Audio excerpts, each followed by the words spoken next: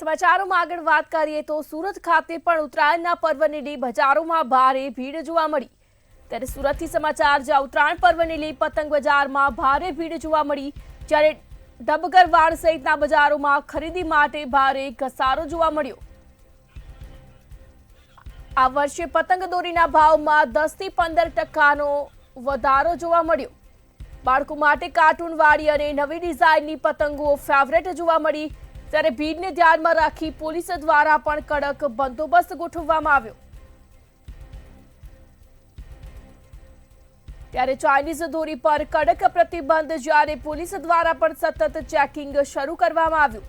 જાહેર જનતાને પણ અપીલ કરવામાં આવી, સાવચેત રહો અને સુરક્ષિત રીતે ઉત્તરાયણ ઉજવવાની અપીલ કરાઈ। આ વર્ષે પતંગ દોરીના ભાવમાં 10 થી 15% વધારો જોવા મળ્યો। સાથે જ બાળકો માટે બજારમાં કાર્ટૂનવાળી અને નવી ડિઝાઇનવાળી પતંગો જોવા મળી, જે બાળકોની ફેવરેટ બની। ભીડને ધ્યાનમાં રાખી પોલીસ દ્વારા પણ કડક બંદોબસ્ત ગોઠવવામાં આવ્યો। ત્યારે સુરત ખાતે ઉત્તરાયણ પર્વને લઈ પતંગ બજારમાં ભારે ભીડ જોવા મળી, જ્યારે અનેક વિસ્તારોમાં બજારોમાં ખરીદી માટે ભારે ઘસારો જોવા મળ્યો। આ વર્ષે પતંગ દોરીના ભાવમાં 10 થી 15% વધારો નોંધાયો। ત્યારે બાળકો માટે બજારમાં કાર્ટૂનવાળી અને નવી ડિઝાઇનવાળી પતંગો ફેવરેટ જોવા મળી। ત્યારે ભીડને ધ્યાનમાં રાખી પોલીસ દ્વારા પણ કડક બંદોબસ્ત ગોઠવવામાં આવ્યો। એનું કારણ કે જેવા તમને તમારા બાળકો પ્રિય છે એવા બીજાના બી બાળકો પ્રિય છે, એટલે મહેરબાની કરીને ચાઇનીઝ દોરીનો ઉપયોગ કરતા નહીં, અને જો કોઈ કરતા હોય તો તેને અટકાવજો, અને નહીં ના માને તો તમારા નજીકના પોલીસ સ્ટેશનમાં અપીલ કરજો અને તેમને શિક્ષા કરાવજો। ઉત્તરાયણના હવે ગણતરીના કલાકો બાકી છે, ત્યારે સુરતના પતંગ બજારમાં હવે છેલ્લી ઘડીની ખરીદી જોવા મળી રહી છે। હાલ પતંગ બજાર બતાવવા માંગીશ, હાલ મંતવ્ય ન્યૂઝની ટીમ પહોંચી છે દબગડવાડ ખાતે, અને આ દબગડવાડ ખાતે જે છે પતંગ રસિયાઓ પતંગની ખરીદી પર તૂટી પડ્યા છે એવું લાગી રહ્યું છે। જો કે આજે તો અંતિમ ખરીદી કહી શકાય છે। વ્યવહારિક છે કે આવતીકાલે જ્યારે ઉત્તરાયણ છે, ઉત્તરાયણને લઈને તમામ તૈયારીઓ આ વખતે વેપારી સહિત પતંગ રસિયાઓ સહિત તમામે કરી લીધી છે। પતંગ ખરીદી કરવા માટે લોકો નીકળી પડ્યા છે। ત્યારે ખાસ જે વિવિધ દુકાનો જોવા મળી રહી છે, આ દુકાનોની અંદર વેપારીઓ પતંગની ખરીદી કરવા માટે જે છે અહીં આવેલા જોવા મળી રહ્યા છે। તો આની સાથે જ વેપારીઓનું શું કહેવું છે એ વિશે આપણે વાત કરીએ।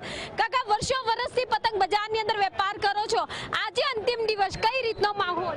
આજે અંતિમ દિવસ છે, લોકો આપણા સુરતીઓ અને સુરતના અને ગુજરાતના લોકો પતંગના માટે બહુ રસિયા છે, અને આ છેલ્લો શનિવાર હતો, રવિવાર હતો, તે દિવસથી લોકો ખરીદી કરવા લાગી ગયા છે। આજે પતંગ બજારમાં તમે જુઓ તો લોકો શાંતિથી ખરીદી કરે, પણ જે જબરજસ્ત ઘરાકી નીકળવી જોઈએ તે રવિવારે અને શનિવારે નીકળી ગઈ છે, અને લોકો પોતે ખરીદી કરી રહ્યા છે।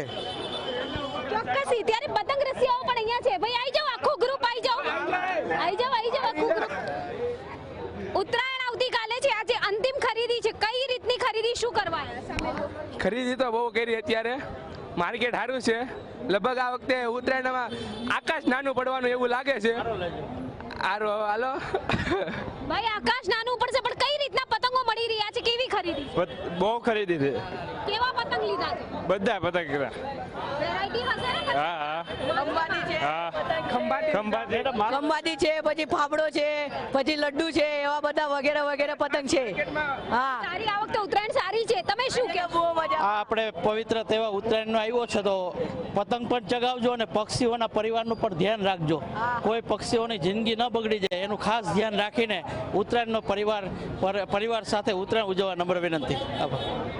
ઉત્તરાયણનો પર્વ ખૂબ ધામધૂમથી ઉજવવા માટે લોકો અપીલ કરી રહ્યા છે, કારણ કે જે અબોલ પશુ પક્ષીઓ હોય છે તેઓને પણ જીવનો ખતરો ના થાય અને તેઓ પણ સારી રીતે રહી શકે, કોઈના જીવને જોખમ ના થાય। ઉત્તરાયણના પર્વો શાંતિપૂર્વક માહોલમાં ઉજવી શકાય, ખૂબ હર્ષોલ્લાસની સાથે આ પર્વને લોકો ઉજવે એ માટેની તૈયારીઓ અહીં જોવા મળી રહી છે।